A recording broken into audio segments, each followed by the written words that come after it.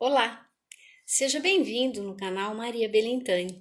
É um prazer ter você aqui. Nós estamos numa sequência de lives sobre imersão no mundo econômico, justamente para que você possa conhecer mais a respeito do seu comportamento econômico e da maneira como você lida com o dinheiro, com as crianças e com a vida de uma maneira geral. A nossa convidada de hoje já entrou, já vou chamar a professora doutora Mara Fernanda Ortiz. E você pode estar sempre junto comigo, porque nós temos o compromisso de trazer para todos conhecimento econômico, conhecimento científico e de uma maneira que a gente possa entender, possa falar com as pessoas e elas cresçam com isso. Esse é o nosso grande objetivo. Mara, boa noite. Tudo bem com você? Tudo bem, e com você? Também é um prazer ter você aqui. Faz tanto tempo que a Ah, gente não se vê, mas verdade. o carinho é imenso. Obrigada. É recíproco. E, para quem não está sabendo, nós estamos fazendo o lançamento desse livro aqui, Educação Econômica e para o Consumo. Aqui nós reunimos o trabalho de muitos anos de 6 pesquisadoras, cada uma numa temática, mas com a fundamentação teórica sendo a mesma.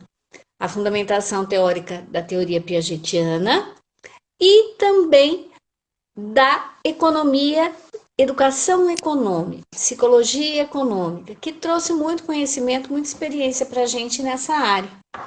Com A certeza. professora doutora Mara Fernanda, ela é pedagoga, especialista em educação especial, mestre e doutora pela Unicamp em educação, membro do Laboratório de Psicologia Genética da Faculdade de Educação da Unicamp, assim como todas nós, né? Eternamente alunos da professora Orlísio Cato Mantovani de Assis, a quem a gente sempre tem uma deferência mais do que especial, né, Mara? Uma professora Muito. muito querida. A Mara também é coordenadora da Pastoral da Educação da Diocese de São João da Boa Vista. Ela é estudante de psicologia, resolveu fazer psicologia e eu tenho certeza que vai exercer essa função, essa profissão brilhantemente, viu, gente? Porque ela tem uma sensibilidade muito grande em relação à necessidade das pessoas. Ela já é assim enquanto professora especialista em educação. Imagina agora com todo esse suporte da psicologia, né, Mara? Ela tem Obrigada. experiência na área da psicologia, da educação, com ênfase na psicologia do desenvolvimento humano, atuando principalmente em relação ao desenvolvimento, aprendizagem, educação infantil, educação de jovens e adultos, que é o tema de hoje, gestão escolar, ensino e educação para o consumo. Mara, seja super, mega, hiper bem-vinda. Obrigada, Maria. É muito bom estar aqui com você, né? Tenho acompanhado seu trabalho, tenho visto como você é uma mulher estudiosa, batalhadora, que busca alcançar seus objetivos com metas e estratégias num momento tão difícil e diferente que nós não estávamos preparados, né? Porque nós não fomos a geração tecnologia. Nós somos um modelo de Não, Mara. corpo a corpo, né, amiga? Corpo a corpo. E agora a gente se vê numa situação de emergência, né? De imediatismo. Temos que transformar. Às vezes eu fico me perguntando assim, ó, a gente que sempre lutou por uma escola diferente, né? Por uma transformação, de repente isso aconteceu assim, ó, não por uma causa que nós gostaríamos que fosse, né? Com certeza. Mas que tivemos que nos virar nos 30 para poder dar conta desse processo, porque as crianças não precisam sofrer, né? De Elas precisam ser desafiadas. E a gente sabe que o desafio pode ser de qualquer forma. E esse é o nosso momento. As estratégias vêm por um meio diferenciado, na qual vai garantir a aprendizagem, pelo menos o despertar dessas crianças para o novo, né? Vamos começar a aprender de uma forma diferente. E também tirou o chão dos educadores e professores, que tiveram que construir isso a toque de caixa para poder dar conta. e que natureza, né? O Piaget explica isso tão bem, né? E adaptativa que a gente tem, né, Mara? Sim, O ser sim. humano ele tem uma capacidade de se adaptar a novas situações e tirar conhecimento e se virar e resolver a situação incrível, né? A busca do É equilíbrio, né? admirável. A busca do equilíbrio sempre. Exatamente. Mesmo que para isso a gente se desequilibre terrivelmente, Exatamente. né? E Exata. a gente busca explicação na teoria da equilibração para poder explicar, né? São os olhos piagetianos para poder entender e explicar o mundo. Mara, eu ia pedir para você. Ah, Mari, e conforme você foi falando que nós não somos dessa época da tecnologia, é assim, só para vocês saberem, gente, nós somos da época do Xerox. A gente xerocava Tudo. tudo, tudo, tudo, porque não tinha outro meio. Não tinha celular para tirar foto, não tinha, simplesmente não tinha. Então a gente se virava de outra É, maneira. não tinham cópias, né? Tradução, um exemplar só na biblioteca, então tinha que tirar cópia. Não tinha Não, outro era um jeito. absurdo que a Exatamente. gente tirava, né? Bom, mas vamos lá. Mara, antes de da gente falar um pouco da sua pesquisa, sabe o que eu queria pedir para você? Falar um pouco da sua experiência com os alunos da EJA. Porque eu Tá. sei que você tem um carinho muito grande, né? Pelos alunos da EJA, você tem um olhar assim bem interessante, humano, né? Também, que eu acho que quem está aqui com a gente ia gostar muito de saber disso. Foi muito interessante minha chegada até a educação de jovens e adultos, porque quando eu voltei, resolvi voltar a estudar, prestei minha primeira seleção de mestrado, e aí não consegui na entrevista, né? Fui aprovada na prova, no currículo, no projeto, mas não consegui passar na entrevista.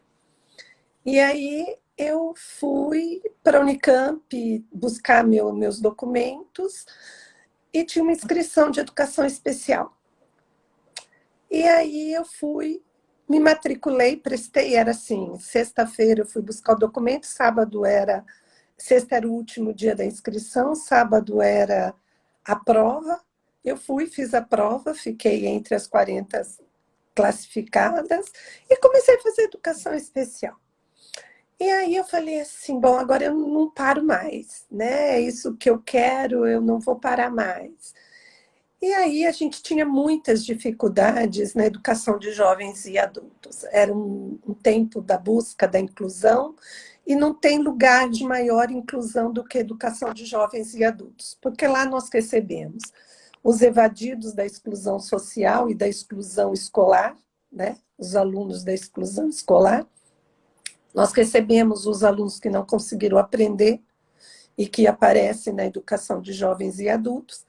E com a educação inclusiva e com a legislação atual da educação especial, nós também começamos a receber alunos com síndromes, né, deficientes intelectuais, auditivos, visuais, começaram todos a aparecer. E na época eu trabalhava na Secretaria de Educação, eu era pedagoga, nós fazíamos supervisão, orientação, coordenação, e nós fomos, eu ganhei de presente a educação de jovens e adultos, para poder coordenar, né? E aí eu comecei, bom, terminando a educação especial, eu passei na seleção do mestrado, E aí eu tinha que ir 2 vezes, né, por semana para a Unicamp, ficar o dia todo. E aí a minha secretária de educação na época, a professora Célia Mamed, aqui de Mogi Guaçu, olhou para mim e disse assim: olha, eu vou te dispensar, mas a EJA é sua agora total. A sua carga horária você vai cumprir noturno, né? Nesses 2 dias você vai à noite para a escola. E aí eu comecei a ir para os núcleos, e aquilo foi me encantando, não só do que a gente aprende de humildade, de parceria, de cooperação com aqueles alunos, o desejo de ajudar um outro, os conflitos, às vezes, de exemplos, que eles são adultos, a relação é muito diferente, né? Então, quando um fala, você não entende nada, a professora está explicando, você é um burro, né? Já parece isso, você é um burro, né? O próprio aluno fala isso um para o outro. E como eles resolviam esse conflito entre eles, e como a professora tinha que ter um jogo de cintura, porque, infelizmente, até então, a educação de jovens e adultos nunca foi pensada para a demanda que ela se faz presente. Realmente era sempre adaptação. Então, quais eram os livros que tinham dentro da escola? Os livros que sobravam da De educação primeira a regular quarta série, do quinto ano, não é? e que passavam para eles. Na verdade, Maria, eu entrei no mestrado com desejo de estudar a afetividade, a importância da afetividade na relação professor e aluno, porque eu achava isso extremamente importante e via que ainda tinha muito a ser trabalhado nisso.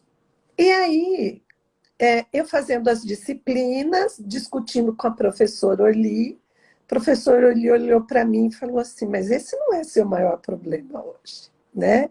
A afetividade é intrínseca, está aí presente nesse seu desejo também, mas a sua curiosidade, o seu objeto hoje, o seu desafio, o teu problema é a educação de jovens e adultos. E eu fui embora dormir com isso, né? E aí, quanto mais eu assistia às aulas de desenvolvimento de psicologia que nós fizemos, eu voltava para a educação de jovens e adultos e falava assim: elas não sabem como eles aprendem. Elas não conseguem entender o nível de resposta desses alunos. E aí eu fui estudar o nível de operatoriedade do aluno da educação de jovens e adultos do primeiro termo. Terminamos isso, né? A gente, quando termina um tempo de estudo acadêmico, a gente fala assim: preciso respirar, né? E aí foi o que eu fiz, né? Eu terminei em 2002, né? Ingressei em 2000, terminei em 2002. Em 2004, estou eu de novo prestando seleção de doutorado para dar continuidade, né? E o que foi o encantamento, que eu acho que foi de grande parte de nós todas, foi a professora Marinella, né, Denegre, que vem falando das representações sociais, em especial junto com o professor Juan Delval, trazendo tudo aquilo, deixando a gente meio assim confusa, preocupada, querendo entender mais. E aí a questão da economia. E aí eu falei: poxa, tudo a ver com a continuidade do meu trabalho, porque quando a gente começa um trabalho acadêmico, quando a gente termina e encontra a resposta, né, que a gente procurava, a gente já tem mais 500 questões na cabeça, Com querendo: certeza. preciso disso, preciso daquilo, faltou isso precisa ser pesquisado, e a gente sempre termina com aquela frase, né, na consideração: ainda há estudos a serem feitos para isso, né? Chavão. E a gente fica contente quando a gente vê o trabalho da gente sendo referência em outros trabalhos acadêmicos, né? Que as pessoas realmente utilizaram desse primeiro passo nosso para dar continuidade a mais estudos. E aí, então, depois daquela conversa, eu me lembro muito bem, nós no PROEP, toda sentada em volta da Marilena, conversando com ela, perguntando, fazendo milhões de questões, e ela nos dando direções. E aí começo eu o doutorado para estudar essa representação. Como é que se dava essa construção dessa representação, esse conhecimento sobre a questão econômica no mundo que é do aluno da EJA, que já trabalha, que sustenta a família, que está no mercado, que recebe seu salário, que volta para a escola com a busca e o desejo de melhorar essa condição social e profissional, e que mexe com essa economia, com esse dinheiro, com esse consumo 24 horas por dia.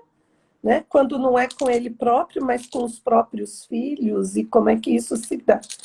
E aí, então, comecei eu. Né? Foi assim que eu entrei nessa educação de jovens e adultos. Né? E continua apaixonada pelo jeito, né, Mara? Eu gosto muito deles, apesar de hoje eu estar aposentada, né? Não trabalhar. Você sabe que entre o mestrado e o doutorado, eu prestei uma seleção de um processo seletivo para trabalhar na educação de jovens e adultos. E eu fui trabalhar com uma classe multisseriada, onde eu tinha ex-alunos da PAI, porque eles não podiam ficar mais na PAI. Eu tinha alunos com déficit intelectual, mesmo comprovado. Eu tinha senhoras de mais de 70 anos e tinha os jovens que eram evadidos da escola com 16, 17 anos e que precisavam dar continuidade aos seus estudos, né? E aí eu queria fazer uma coisa muito diferente com eles. Eu não queria aquela educação de jovens e adultos que, enquanto supervisora e coordenadora, eu assistia. Eu queria ser uma professora diferente. E qual foi meu primeiro desafio? Aquilo que eu fazia não era aula. Eles queriam copiar da lousa. Eles queriam copiar da lousa. É a representação daquela Do escola modelo de... tradicional. Exatamente, do modelo de escola que eles tinham, né?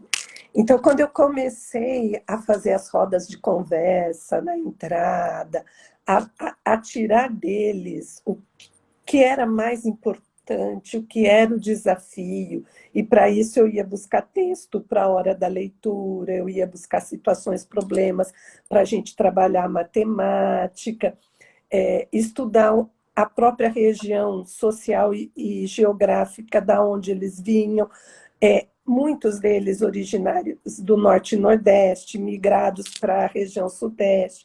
Então, para que eles nos contassem o que era aquela região, o que tinha aquela região, como é que a gente chama essa região, como é que a gente chama esse clima, essa fauna, essa flora, e aí ia trabalhando com eles.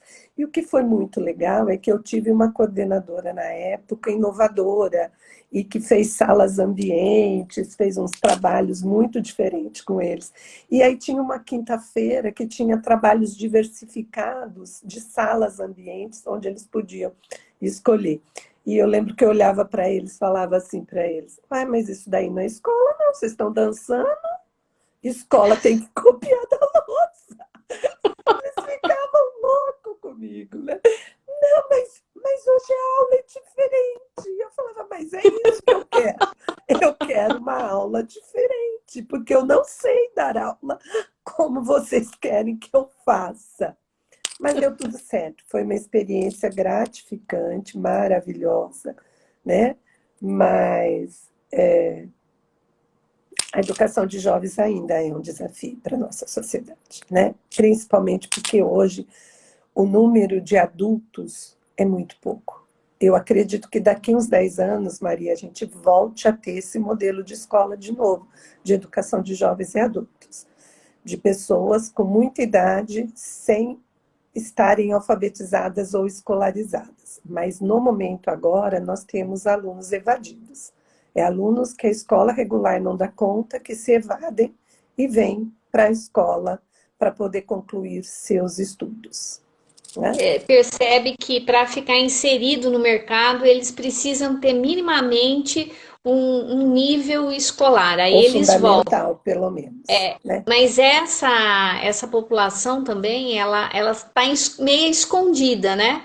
Porque muitas vezes são meninas que têm filho e não têm com quem deixar, portanto não dá para ir para a escola à noite. É o rapaz que trabalha numa construção e cada mês, cada 15 dias ele está num lugar, então ele não tem tempo de novo, ele não tem horário. Quer dizer, são excluídos pela própria situação, né? É realmente um desafio. É um E público Mara, marginalizado. É um público. marginalizado, ele foge não é que ele foge, né? Mas ele não se encaixa em nenhum padrão que foi feito para atender a escolarização. A vida dele é de uma outra ordem, né? Para essa menina que não terminou escola poder estudar, ela tem que deixar a criança com alguém. E nem sempre ela tem esse alguém. Então ela precisa de uma É, outra e de uma outra ajuda. E ela não volta mesmo. Então fica aquela e desaparecida, né? Porque ela não consegue trabalhar, não tem expectativa, né, de melhorar de vida. Infelizmente, a gente se encontra nessa situação, mesmo. Mas, Mara, depois você conseguiu, né? Você já tinha esse foco, fez o mestrado, ingressou no doutorado. E como é que você foi estudar essa população? Como é que você escolheu alguma idade específica? O que você achou que era mais relevante? Você aplicou algum questionário, né?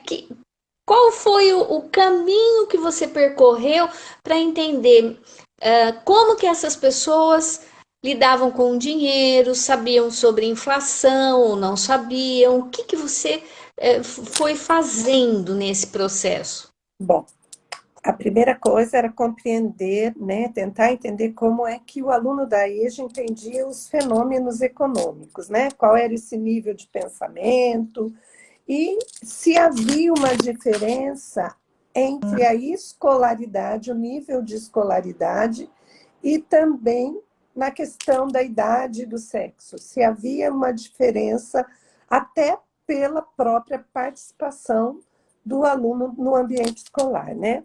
E aí foram 183 sujeitos, né? A gente era louca, né? Muito louca. Hoje se faz a amostragem de 10, 15, né? Pega dois dali, dois daqui, três dali, né? Mas a gente sabe que quem é do laboratório de psicologia genética estudou muito, né? Trabalha muito, tem que ser ali Muito, firme, né? muito. Muito. Então, foram 96 alunos do ensino fundamental 1, né, do termo 1 e do termo 2. No termo 1, eu peguei aqueles que estavam concluindo, então, aqueles que já tinham leitura e compreensão da leitura. 44 do ensino fundamental, que estariam fazendo o segundo ciclo do ensino fundamental hoje, do sexto ao nono ano. E 43 alunos que estavam no ensino médio, mas na EJA, na Educação de Jovens e Adultos no ensino médio. 105 eram mulheres e 78 eram rapazes, homens, né? E aí a gente eu fui aplicar o teste de alfabetização econômica para criança, e por que foi para criança se a gente falava de adulto, né? Por causa do nível de escolaridade e do nível de desenvolvimento e a capacidade de compreensão do assunto. Então, se a gente pegar o teste de adulto, é muito difícil, né? Acho que nem eu passo, viu? Acho que nem eu passo. Não, é um teste muito difícil, muito difícil. E o teste para criança, ele nos dá uma referência muito forte do que é a estrutura da compreensão da economia, tanto no macro como no micro, que para nós foi uma referência muito boa para saber se ele entendia o que era o salário dele, como gastar esse salário, né? Compreender como é que a sociedade é organizada economicamente. Então, o teste ele abrange uma amplitude muito grande desse universo econômico para se compreendê-lo, para que a gente possa ter uma referência nisso, né? E aí eu fui até as escolas, eu conversei com esses alunos, quer dizer, primeiro a gente passa pelo diretor, pede autorização, conversa com o professor, explica, mas eu fui conversar, eu fui explicar quem eu era, né? E aí eu disse para ele, eu acho que o que mais sensibilizou foi quando eu disse que eu era estudante, né? E que eu, como aluna, precisava colher informações a respeito do meu estudo, né? O que eu estava estudando. Então, é assim, foi pouquíssimos alunos que não quiseram participar. Pouquíssimos. Que não sentiram-se à vontade, que não assinaram o termo de autorização, pouquíssimos. A maioria. E aí, o que eles queriam? Que eu voltasse depois contando para eles o que eu tinha descoberto, né? E voltei, Voltou? eu consegui conversar com uma sala, porque assim, quando a gente estava terminando a coleta, os dados, tudo, essa turma era final de ciclo, né? Então era final do quinto ano hoje, né? Mas que era a antiga quarta série, e eles já não estavam mais na escola, então a gente não conseguiu localizá-los. Então, com essa turma eu não consegui falar. Eu consegui falar com uma turma de ensino médio, que eles ainda estavam no primeiro ano do ensino médio, e que eu levei para eles os resultados da pesquisa, né? E do fundamental também a gente não conseguiu, porque dois, quando eles terminam, eles migram, nem todos vão para a EJA, do ensino médio, até porque alguns não têm escolaridade para isso, né, idade. E aí eles voltam para a escola normal, eles voltam para a escola regular, fazer o ensino médio regular para eles. Né? Então, Entendi, porque já chegou na faixa etária, né, adequada isso, e aí ele isso. pode fazer E o... aquela época também o telecurso era muito forte. Então, para quem trabalhava, o telecurso era um recurso muito melhor para eles, né, de poder assistir às aulas em casa e fazer só as avaliações. Então, eu não consegui, mas eu consegui dar a devolutiva para eles, sim, né? E aí, o que que a gente chega, né? Qual é a nossa resposta, né? O que que nós conseguimos descobrir com a pesquisa, né? Que os alunos do ensino fundamental 1 tinham menor conhecimento em relação aos alunos do ensino fundamental 2 e ensino médio. Então, aí a gente faz aquele levantamento de hipótese que a escolaridade tem uma interferência nesse processo, sim. Apesar da escola não trazer esse conteúdo como pertinente nem na educação de jovens e adultos. Né? É verdade, não aparece. Não aparece, não aparece. Né? E são situações, por exemplo, quando a gente pensa na, da própria realidade do aluno, do mercado de trabalho, dos seus direitos, dos seus deveres, do seu salário, daquilo que você recebe. Seriam situações, problemas fantásticas para serem debatidas, interpretadas, discutidas na amplitude da interdisciplinaridade, dos conhecimentos, né? Isso estaria envolvendo todo tipo de conhecimento importante que a escola se vê como obrigatório em trabalhar, né? Porque a escola ainda é conteudista, né? Então, essa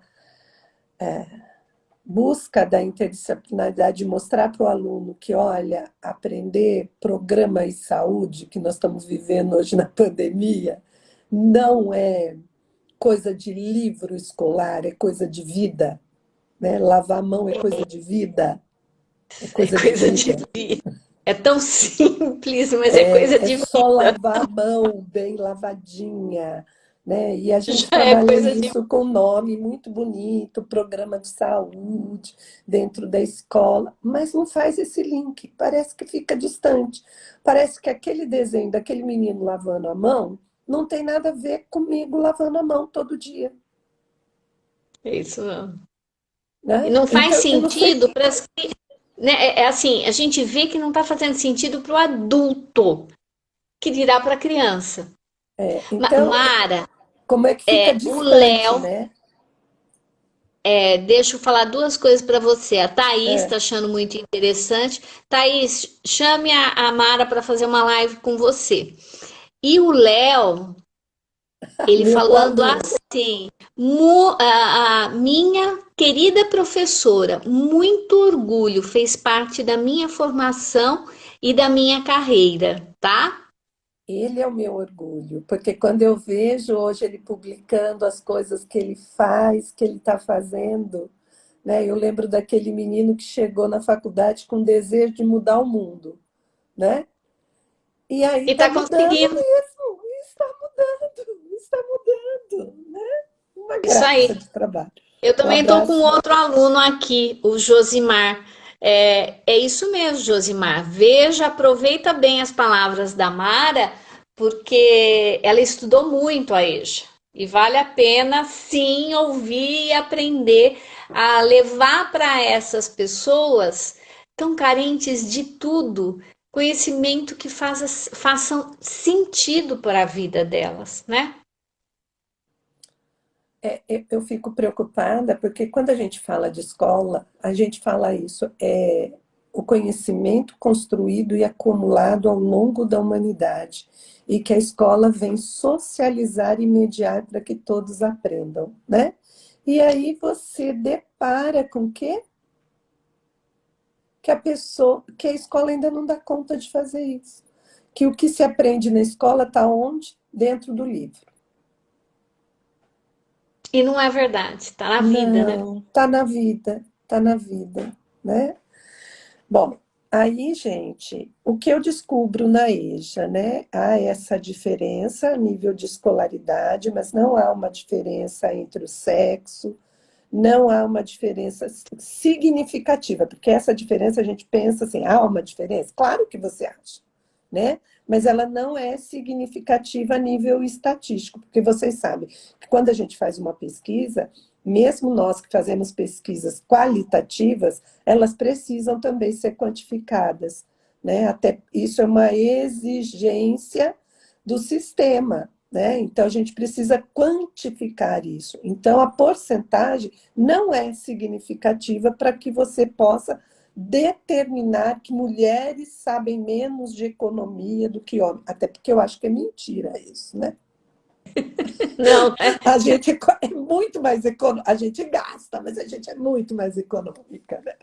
Então, veja são bem. coisas assim bem interessantes também de se analisar, né? Sim, sim, dá uma live, dá uma discussão boa, né? A gente podia sentar numa roda e bater Opa! um papo sobre isso. É, sobre a questão do micro, né? Compreender sobre a minha relação com a economia era de maior compreensão do que a compreensão da situação mundial econômica, né? Há uma diferença, é, os alunos do ensino fundamental 2 têm uma compreensão maior e não há tanta diferença quando eles estão no ensino médio, né? Tá. Se Olha mantém. só que interessante. É. E a gente conseguiu chegar aqui. O aluno do ensino médio e o aluno do ensino fundamental 2 da EJA, eles têm um pensamento econômico independente, enquanto do ensino fundamental 1 ainda tem um pensamento econômico subordinado, né? E aí a gente vai no nível de desenvolvimento, né? Quando nós pensamos a questão da autonomia, da heteronomia, da compreensão, da abstração, né, do que ainda precisa ser concreto na vida do sujeito para que ele possa se relacionar e compreender, aquilo que já dá para ser levantado, hipótese, deduções. E aí a escola é determinante de uma certa forma, mas ainda precisa caminhar muito, muito, muito, muito, né? E aí, então, eu chego na conclusão que, né, não houve uma diferença significativa entre a idade, entre o sexo, mas entre a escolaridade há uma diferença, mas que os conteúdos e os assuntos trabalhados ainda não estão contribuindo para essa formação tão importante. E hoje vai ser muito mais importante, porque frente ao que nós vivemos a nível de mundo, com a questão da pandemia e a nossa realidade social brasileira, compreender o mínimo possível da questão da organização macroeconômica, né, do que é um juros, do que é uma inflação, do que o mercado está oferecendo e o que eu tenho que tomar cuidado com a questão dos empréstimos, do uso de cartão de crédito, né, é fundamental, né, para que o sujeito não caia numa situação de risco. É uma E situação de risco. completamente, Mara, porque, por exemplo, tem cartão de crédito, você consegue crédito sem comprovação de renda. Então, Chega em olha que. casa, né? Chega em casa. É só Então, como é desbloquear. que. E aí você usa, porque tá precisando, mas. E como é que você vai pagar? Né? E uma série de coisas que vão implicar na qualidade de vida. Eu estava lendo uma pesquisa que colocava que o maior, nos Estados Unidos, o motivo de maior separação entre os casais eram Situação financeira. questões financeiras. Né? E a gente sabe que baixa renda, médio, independente do nível socioeconômico, quando a questão é dinheiro, isso mexe grandemente com a autoestima, né? Com a maneira de se relacionar, com a inclusive com a maneira de eu enxergar a mulher trabalhando, Eu né? acho, Fora de Maria, casa. que a situação hoje nossa, inclusive, tem uma questão lá que eu tento, que eu pesquiso, né? É sobre a questão da crise financeira. E é bem o que nós estamos vivendo hoje, né? 11% dos entrevistados acreditavam que o governo deveria colocar dinheiro. 11% também falavam da implementação, não, 11% que não. E 66% falavam de implementações de políticas econômicas. Olha Né? só, Olha que legal. É claro que essas respostas foram os alunos do ensino médio, né? Mas olha a visão, né? Eu não quero que o governo me sustente, né? É só 11% que acreditam que o governo precisa investir nisso. E a gente viu que toda essa ajuda que o governo federal deu agora, que não era suficiente, mas que muita gente se aproveitou. Pessoas que trabalhavam autônomas, que continuaram trabalhando e foram lá buscar os R$ 600, tirando de outros que não conseguiram se inscrever e nem receber. Então, a gente absoluto. vê a amplitude que é essa educação econômica, até na questão moral do sujeito, né?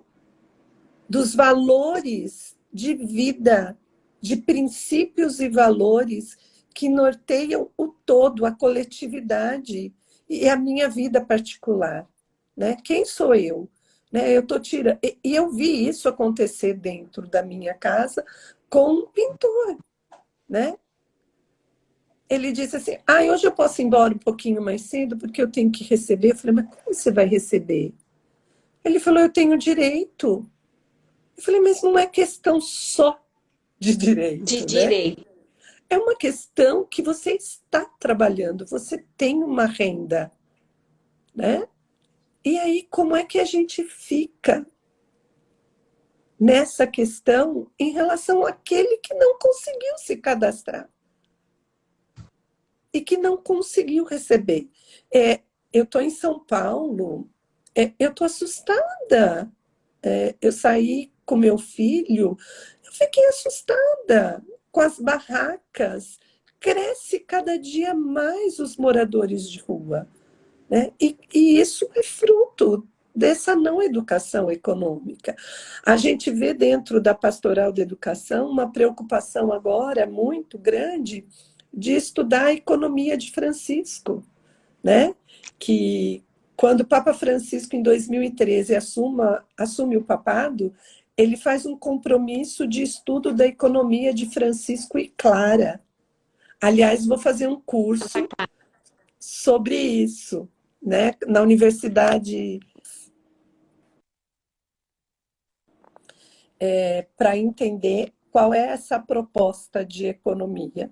Mas eu tive uma aula, Universidade, Mara? universidade. Eu vou te passar o link, quem sabe você consegue se inscrever também. Ia ser muito bom a gente estar lá junto, trocando figura.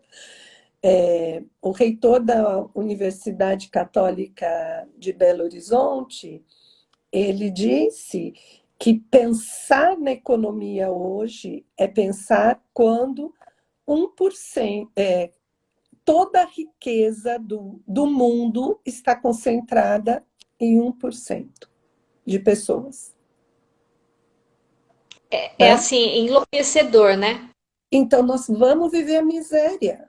Nós vamos viver, quer dizer, a gente nunca deixou, mas nós vamos ter isso com muito mais força, né? Com muito mais força. Vou mandar para você também, Valéria. Vamos fazer todo mundo junto a Economia de Francisco para a gente ver como é que eles trazem isso para a gente, né? Seria bem interessante. Ó, tem uma Silvia, a Silvia está perguntando: a pandemia veio provocar debates sobre o papel da escola na nossa geração? Eu acho que a pandemia, né, ela escancarou muita coisa. Se por um lado ela escancarou muitos problemas que já tinham, mas que, né, de vez em quando não se olhava, que é justamente em relação é, ao acesso da população a uma condição mínima de conhecimento e que é a internet, né? Então, a pandemia escancarou sim que não é todo mundo que tem internet, não. E que isso faz diferença na vida das pessoas. No mundo de hoje, isso é condição de exercício de cidadania, porque sem conhecimento a gente não consegue agir numa sociedade cada vez mais mercantilista, né? A gente está num sistema capitalista, cheia de meandros com direito, não é direito do trabalhador, do consumidor, uma falta de respeito com o consumidor. Então, sim, a pandemia escancarou isso daí de uma maneira que atingiu a todos nós. Por si só, esse motivo já eu vejo isso, né? Já é mais do que pertinente que o governo passe a tomar medidas e políticas públicas para dar acesso à população à internet, minimamente. Esse é um problema. E isso muitos municípios fizeram. Compraram chip de celular, banda, sabe? Foram fazendo uma série de pacotes para que Ações. as crianças não ficassem sem escola, não ficassem sem o contato. Então, veja, eu gosto de ver o lado positivo, né? Foi uma desgraça, é lógico que foi, mas trouxe algum benefício? Vários também. Um deles é de mostrar que nós todos precisamos nos juntar para que essas desigualdades diminuam cada vez mais e que o município, ao invés de se preocupar, de repente, de um gasto desnecessário, né, ele tem que priorizar certas coisas, como esse acesso, né? Acesso à internet no caso das crianças. A É minha questão opinião. a questão da tecnologia, ela flutuava, né, pela educação. Então, aqueles que tinham interesse muito grande já vinham estudando há muito tempo e vendo a possibilidade disso como estratégia, né? Porque, vamos dizer, as crianças nascem com o celular na mão, né? Hoje. Porque você vai, enquanto a gente estava com os filhos brincando de joguinhos de encaixe na sala do pediatra, hoje as crianças jogam joguinho no celular da mãe enquanto esperam a vez de ir para o consultório médico. Então, o mundo é tecnológico. Não adianta querer brigar com isso. É claro que nós precisamos resgatar milhões de coisas quando a gente pensa em criança em ser em desenvolvimento de corpo e movimento, que isso é de extrema importância para até o desenvolvimento cognitivo. A gente não Com pode certeza. esquecer isso nunca, né? Eu sou a tia que tenta puxar o piquenique com a toalha no chão, né? Do subir na árvore, para mostrar para as crianças que existe um outro mundo. Né?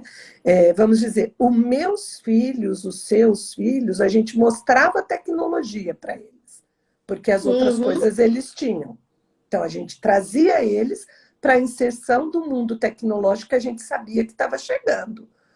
isso. Agora, com os sobrinhos e provavelmente com os netos, quando vierem, nós vamos ter que fazer o contrário. Vamos aprender a Exato. fazer barro? Vamos aprender a fazer barro? Né? Porque Isso. ele vai pegar e vai ler na internet como é que faz barro e vai te falar. Olha aqui, vó, o barro faz assim, é água e terra. Né? E É você isso vai falar, mesmo. não, eu quero, vamos experimentar o que é fazer um barro.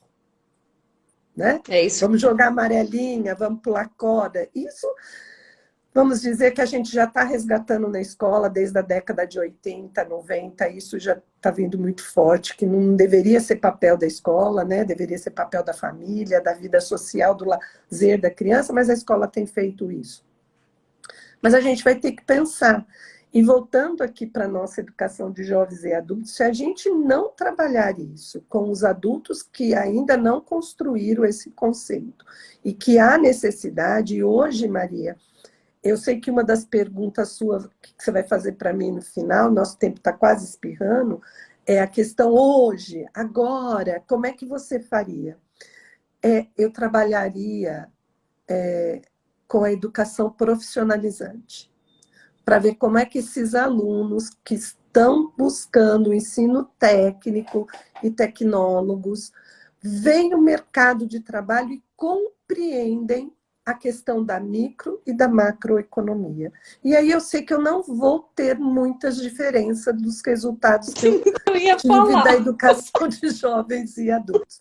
Mas nesse nível de escolaridade, que é o profissionalizante e que recebe uma carga muito grande, uma demanda muito grande de ex-alunos da EJA do ensino médio, porque eu tive essa experiência trabalhando num centro profissionalizante como coordenadora pedagógica, é de poder mostrar para esses alunos a questão do mercado, do consumo, da sua profissão, de como atuar, do valor do seu salário, de como se manter e tudo mais. Porque eu me lembro que uma das nossas discussões, e a Adriana deve ter trazido isso, porque infelizmente eu não consegui participar da live dela, é que nós, até 2030, nós precisamos de 2 planetas para a Ela gente comenta. se a gente continuar consumindo do jeito que nós consumimos. né? O planeta Terra não vai dar conta do nosso consumo. E em toda situação, né? Em toda situação, do desmatamento, da questão dessas pedreiras, né? De tirar os granitos do planeta e tudo mais. Sem contar, trocar carro todo ano, celular a cada mês, né? Porque celular é cada mês, não é nem ano, é cada mês, né? Lança um celular novo. Então, a gente precisa pensar na educação de jovens e adultos como uma escola que tem que apostar na formação para esse aluno que é aqui agora. Quando a gente pensa em criança, é uma escola que forma a criança para o futuro, né? E para suas relações com cantina, com comprar brinquedo, com pedir as coisas para o pai. Mas é uma mudança que tem que ser presente, esse conteúdo tem que ser presente hoje na escola, porque senão nós não vamos conseguir ter possibilidades futuras de mudança, de transformação, de realidade social, porque vai sofrer todo mundo. Todo mundo. Mara, o futuro não é amanhã, é hoje. Né? O futuro não é amanhã, ele é hoje. É hoje que eu preciso mudar, não é amanhã. Amanhã pode ser tarde. Sim, Então a gente sim. está atrasado em relação a esse planejamento, né? Ah, tudo isso é muito complexo, né? Não, gente, a vida não é fácil, né? A vida não, nem a minha, nem a sua, nem a de ninguém. Mas assim, a gente precisa olhar, sim. E o futuro? Que futuro que eu estou deixando para os nossos filhos? Não é, né? Que futuro? É aquele de consumo? Eles não vão viver.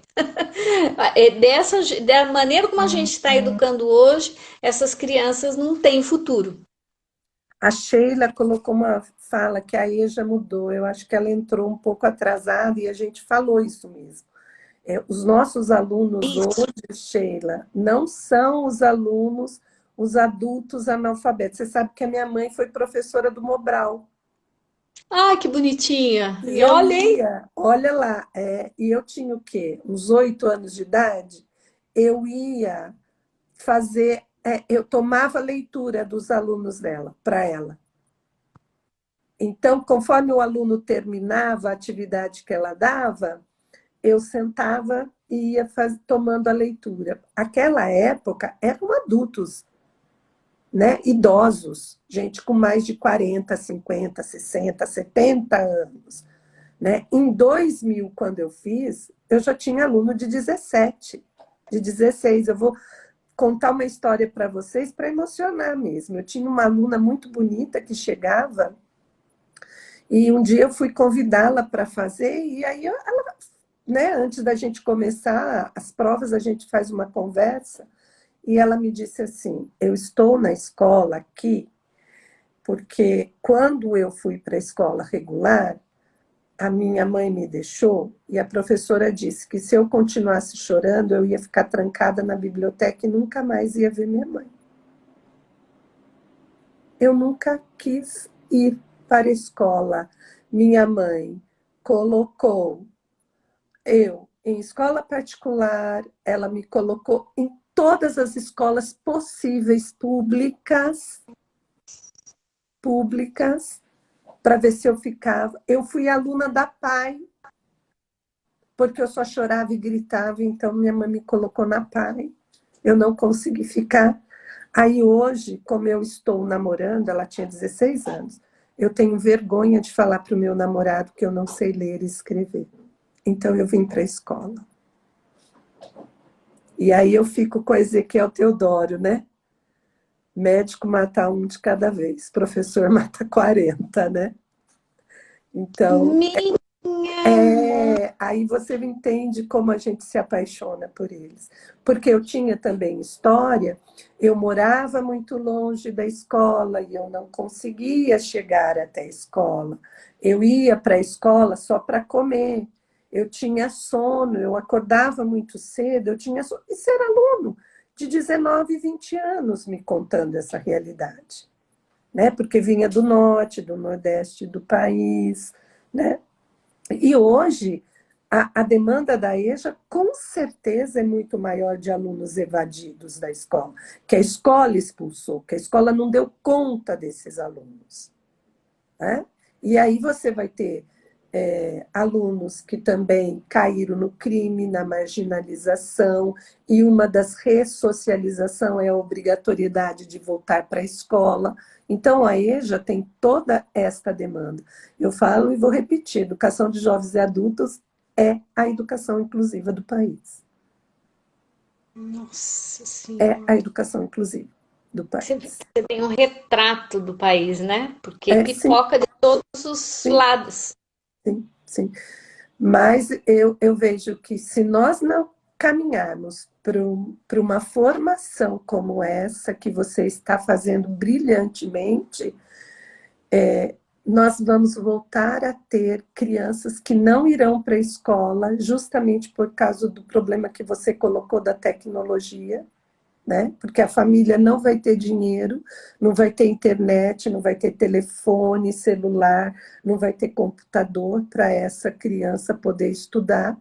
E aí nós vamos voltar a ter alunos com bastante idade voltando para a educação de jovens e adultos. Eu tenho medo que isso possa vir a acontecer, né? Porque É, aí essa pessoa não vai entrar na escola, né? Nossa, Maria, agora eu estou vendo tem um monte de ex-alunos aqui. Um olha que monte legal.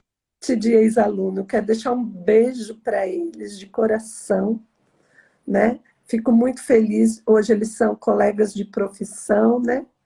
Agradeço muito deles poderem estar aqui. Vi um colega, um ex-diretor meu aqui também que veio me assistir. Que Ai, que bom, legal.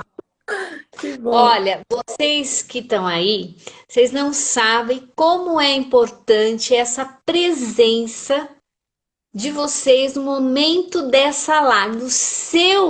A sua presença, ela faz com que a gente renove toda a esperança e a gente esqueça todo o trabalho que dá com educação, a educação em si dá, e a gente se emociona, a gente, olha, gente, vocês não podiam ter dado presente maior para Mara do que a presença, literalmente, de vocês aqui, né, prestigiando uma pessoa querida. É isso que significa. É muito legal. Olha, a Valéria falou que a mãe dela também trabalhava na área rural, dava aula na área rural, né? Por isso precisamos repensar nosso modo de fazer a escola, é preciso pensar em uma didática apoiada em cores e princípios mais humanos. Exatamente, né? Mara, eu acho que hoje você não dorme, né, bem? Por quê? Não, vou dormir. Ah, de Agora, alegria! mas então, aí é melhor ainda, porque daí é um sono de tranquilidade e de paz. Olha, a Sandra, nossa parceira também de doutorado, a Fátima, minha amiga, quero agradecer a todos vocês, Léo, Fernanda, Giovanni, todos que tiveram aqui. O meu muito obrigado, né? Sigam a Maria, porque ela vai chamar várias pessoas, né? Ela é a nossa mentora, nossa mediadora, ela que nos puxa, né, Valéria? E isso é muito importante. Acho que a gente pode pensar em discutir outras coisas, Maria, futuramente, né? Mas Ai, está que aí o bom! nosso, vamos sim, está aí o nosso livro, né? Para aqueles que tiverem interesse, é só entrar em contato conosco. A gente envia por correio, tudo direitinho, né? O livro traz a fala do EJA, da educação ambiental, das crianças, do adolescente, do adulto no ensino superior. É importante ter na biblioteca das escolas para que possam ser material de estudo de ATPC, HTPC, porque cada município tem um Exatamente, nome diferente, né? né? Gente, conhecimento transforma. Então, vocês que entraram aqui por causa dessa live, nesse canal, fiquem, porque a gente traz o conhecimento de várias áreas, de várias pesquisas da educação. Eu digo a gente porque sou sempre eu e mais alguém, para ajudar as pessoas em todos os sentidos, pessoal, profissional, de educar as crianças, né? A gente sabe da competência que você tem. A gente acredita em você e às vezes o que falta é uma palavra que existe um insight, sim, e aí você começa a transformar a sua vida, mudar a sua vida. A gente espera poder contribuir por isso. Sheila, o Mara, sonho nosso, a Sheila está escrevendo que a EJA não pode. O sonho nosso era que a EJA não existisse não mais, acabar. né? Mas Exatamente. o EJA vai continuar e ele precisa ser uma modalidade de ensino de qualidade para poder formar e garantir a esse cidadão o direito a ele, né? Daquilo que ele tem por direito. Ah, perfeito, Mara. Perfeito, perfeito.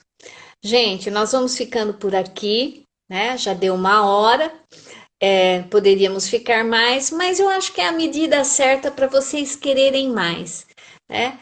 E se Deus quiser, a Mara estará aqui com a gente novamente falando de coisas pertinentes e aplicáveis na nossa vida de pessoa comum, como esse papo de hoje, não é? Mara, agradeço intensamente, imensamente, muita saudade, doidinha para dar um abraço gostoso, mas a gente tchau, Se tá? Deus quiser, né? Logo, logo. Fica com Deus. Tchau, Tchau, beijo, tchau. gente. Obrigada.